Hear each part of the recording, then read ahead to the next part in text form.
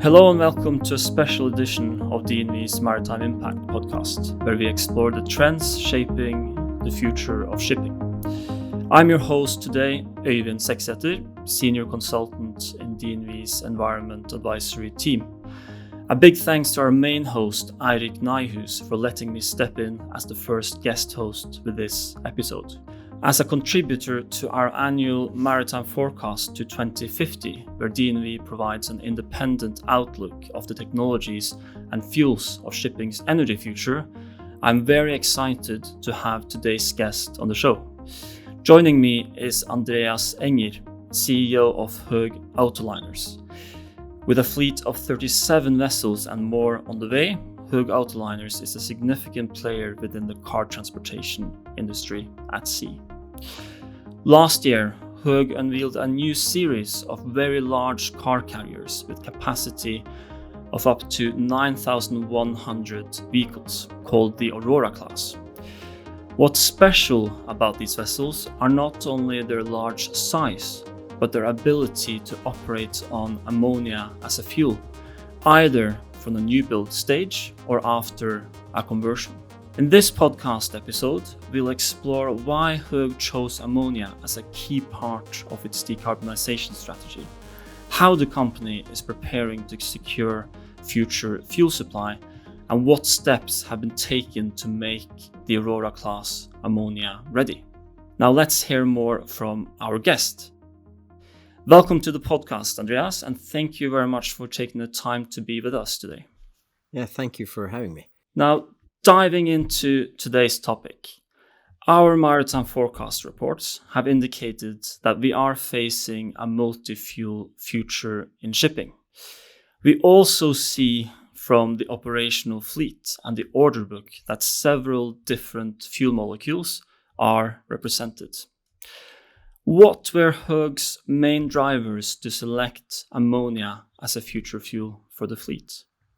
I would say first, I think we subscribe to and believe that there is a multi-fuel future and there are different solutions for different players, including focusing on energy efficiency and waiting for things to mature.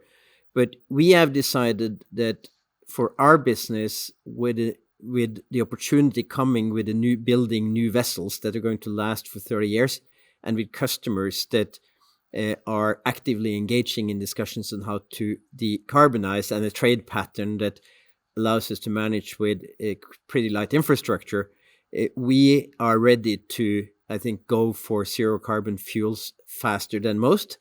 And in doing that analysis, we are strong believers that for those that are able to use ammonia in their trade networks, it is the most scalable and will long-term have the lowest production cost of any available zero carbon, near zero carbon fuels. And it also has the huge benefit of actually being zero carbon, not carbon neutral, through compensating carbon emissions on board. And you mentioned that ammonia is a scalable fuel.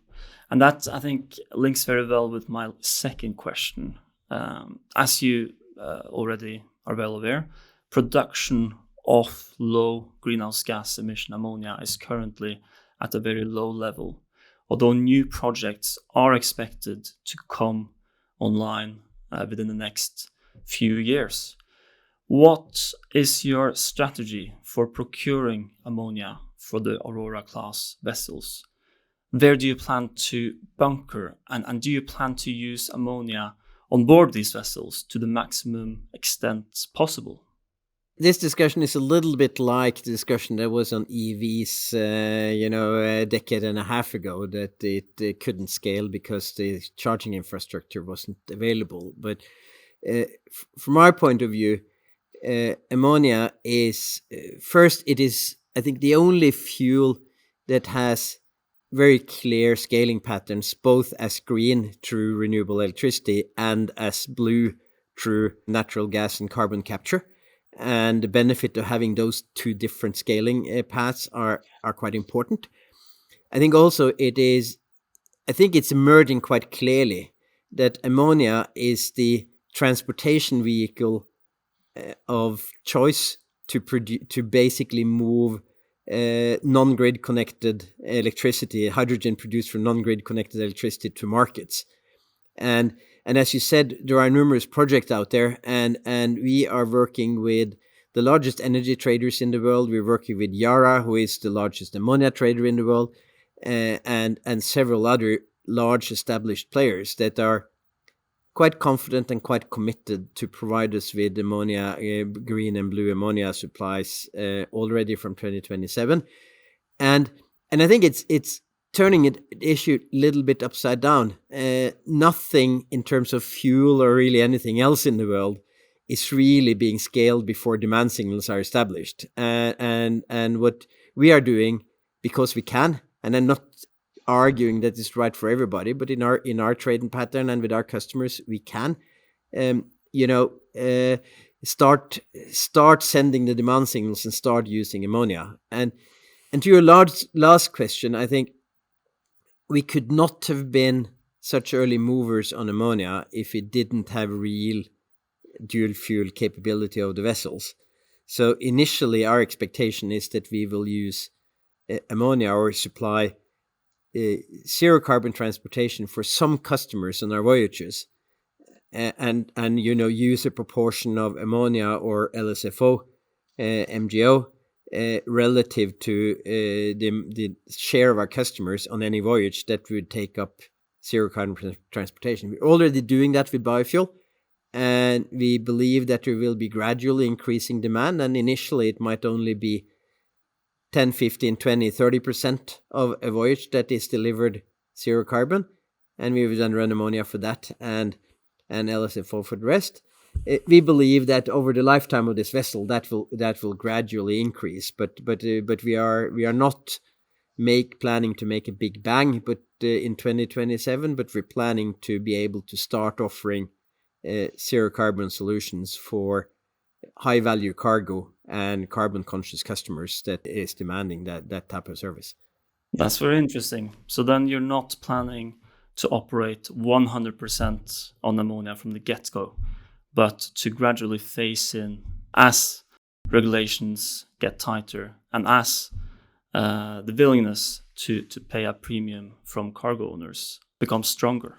Yes, and I think it's important because we are frequently quoted as having made a bet on ammonia.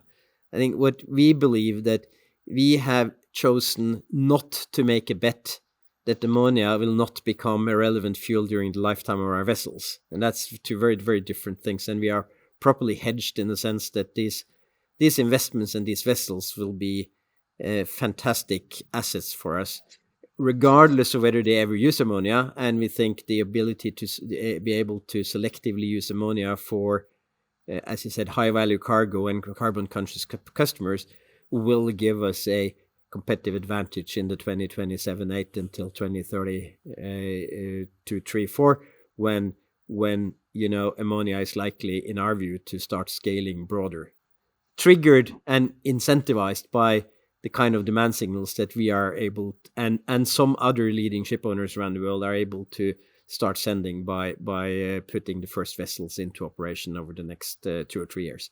And as you mentioned, these are dual fuel vessels with the capability not only to run on ammonia, but also fuel oil. So that is in itself is also a kind of hedge. Yeah, that is the required hedge to move as early as we have chosen to do. Now, taking a step back, you are the first owner in the PCTC segment who received DNV's ammonia-ready notation, meaning that your vessels with this notation are designed to accommodate ammonia fuel systems in the future. Can you tell us a bit about which measures you have taken to facilitate this switch to ammonia for these vessels? On the asset side, I think the most important one is that we have installed ammonia-capable, ammonia-classed LNG tanks so that we can make the switch to ammonia without changing tanks, which may not be such a big deal on a bulk carrier, but it is definitely a big deal in the car carrier where the fuel tanks will be in the heart of the vessel. And we also then have ammonia-ready engines from MAN. And I think the important part is that given that we already ordered the first dual-fuel ammonia vessels, we have engineered the kind of retrofit in many ways, because we have done and spec'd fully all the changes needed to do to the original design to make it work on ammonia, and that is being done on the last 4 vessels from yard, and it can be done on the first 8 vessels when time is right during a dry docking. Getting back to the more commercial aspect of using ammonia, as you well know, green fuels, including ammonia, comes with a significantly higher price tag compared to traditional fuel oils. Though regulations like FuelEU Maritime and IMO Net Zero framework can help to reduce this price gap. Now, how do you plan to handle these extra costs? You mentioned earlier charging a premium to willing cargo owners. Are there other strategies you are considering to close this cost gap? First, I think it's important to recognize that particularly the IMO, new IMO regulations proposed, hopefully adopted in October, is essential for ammonia or any zero carbon fuel to scale.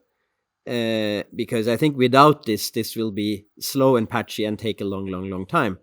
But our estimates is such that the current proposal from IMO will start to make use of at least blue ammonia quite realistic, even from 2031 to cost-wise, given that you then have the penalties that or credits that actually pushes LNG into the fossil fuel category. And require real zero carbon fuels like ammonia to earn credits that are quite valuable under the IMO system. So we believe that this will gradually sort ourselves. I think we should not have any illusion that the market will scale zero carbon fuels if regulation allows it to be free to emit carbon. It won't happen, and that goes for any technology, whether it's carbon capture or other things. As long as you can emit it for free, it won't happen. But the good news is that it is increasingly likely to happen. And I think the very important and somewhat under-communicated thing is that shipping through the IMO and the port state controls and the ability to arrest vessels that are in breach is actually the only global carbon-emitting industry that has a real governance or regulatory structure that enables it to create a level playing field. And with the first vote in London, all the main cargo sources in the world, and EU, Canada, Mexico, others are basically voted in favor. And that will make it really impossible to operate almost any deep sea vessel in violation of IMO regulations. And that will be properly managed, an incredibly forceful mechanism, and a mechanism that doesn't exist in the rest of the world. In steel and cement, you can just move your production facilities to jurisdictions it doesn't enforce. In deep sea shipping, you don't have that option, and that is what makes many energy analysts and leading energy traders believe that shipping is actually the most likely early mover of zero carbon fuels, not because of the industry as such, but because it's the only one that has a regulatory mechanism that can create a level playing field, which is absolutely essential to be able to introduce carbon cost and enforce it. So then, specifically looking at ammonia, which also has various end uses within agriculture, you could argue that due to the international enforcement mechanisms that exist within shipping, it can give shipping a kind of edge when it comes to procuring, being a major off-taker of green ammonia production. Yeah, and that is our view, and it's also the view of leading energy analysts like Rystad Energy, who underpins that both the realism in ammonia as a shipping fuel, but also the essential thing that the IMO rules is probably one of the biggest levers to actually start scaling green and blue ammonia production. Now, earlier you mentioned this kind of gradual phase-in, if I may call it that, of ammonia on board your Aurora-class ammonia-capable vessels. Have you considered using the pooling mechanism introduced by FuelEU Maritime and perhaps the selling of surplus units under the IMO NZF to potentially generate surplus compliance units that can then be sold on to either different companies, other shipping companies, or kind of utilize these surplus units within the fleet to allow other vessels, perhaps the older vessels that are only capable of running on fuel oil, to carry on using fuel oil, at least for a certain time window? I mean, I think we will look at all of those options, right? We will offer it to customers. We will consider it to, prolong, as you say, the economic life of our own older vessels and potentially sell surpluses. I think all of that is part of the mix. And I think the proposed IMO regulations, the way we interpret it, will actually give those types of incentives, because you are able to use credits produced generated from zero carbon fuels to substantially improve the operating cost of your remaining fleet, or then sell to others, and that will again set the price floor also for customers in terms of what it will take. And I think it's important for us to say that model we have with selling in the current situation, carbon neutral versus regular services on different trade lanes, is something we already employ with biofuel. And we have customers that run all their cargo, carbon neutral with biofuel on certain port pairs or trade lanes already. So we have that mechanism, and we have actually, together with DNV, also established auditable mechanisms to allocate those savings from first biofuel use, but later also clean fuels benefits to cargo owners to create the required documentation to run to basically be able to make sure that the payer actually get the benefits. That's all very interesting, Andreas. We are unfortunately approaching the end of the podcast, and I would therefore just like to thank you again for sharing your insights and perspectives on how ammonia fits into Höegh Autoliners' decarbonization strategy. And I do hope that we can continue this conversation offline in the future. Very good. Thank you very much again for letting me be part of this. So thank you. Some key takeaways of what we have learned today. There is no such thing as a one-size-fits-all solution to decarbonization, as emphasized by Andreas. As a result, we are likely to see a range of different solutions adopted by owners within different trades. Car carriers are well positioned to be early adopters of green fuels due to the high value of the cargo carried on board, as well as fixed operational patterns. In addition, the fact that no carbon is required to produce ammonia can give it a cost advantage compared to other e-fuels. Thirdly and lastly, while some cargo owners within some segments, and car carriers is a good example here, are willing to pay a premium to reduce emissions during transport, regulations are needed to scale uptake. The IMO Net Zero framework, pending adoption this autumn, could be a game changer in this respect. You've been listening to the Maritime Impact podcast from DNV with me, Øyvind Sekkesæter. Thanks again to Eirik Nyhus for letting me steer the podcast for this leg of the journey. He'll be back at the helm soon in the upcoming series in this autumn. If you enjoyed this episode, please don't forget to give us a rating or review. Thanks for listening.